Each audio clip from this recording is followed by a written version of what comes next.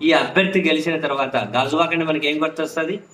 Visakha steel privatization. Visakha steel privatization చేస్తున్నది ఎవరు? బీజేపీలో సెంట్రల్.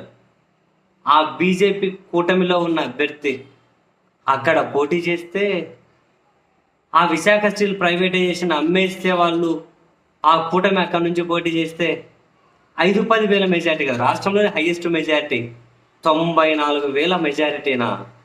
మరి దాంతో పుట్టగోసిన ఎమోషన్ ఏముంది? ఇమ్మీడియట్గా కేంద్రం దాన్ని అమ్మదవ్వండి. నేను చెప్పట్లేదండి బాబు, మీరు మళ్ళీ నన్నేమనలేదు. నేను చెప్పట్లే, జనాలే కంప్లీట్గా దానికి ఆ స్టీల్ ప్లాంట్ ఉద్యోగులే ముద్ర గుమ్మినారు కదా, అమ్మకు తప్పండి ఇంకెన్ని రోజులు పెడతారని. దాన్ని అమ్మే ప్రయత్నం చేసిన పొరపాటున కూడా దాని మీద సానుభూతి కూడా చూపించాల్సిన అవసరం లేదు. ఎందుకంటే జనాలే కదా, అల్టిమేట్గా ప్రజల తీర్పును గౌరవించాలి కదా.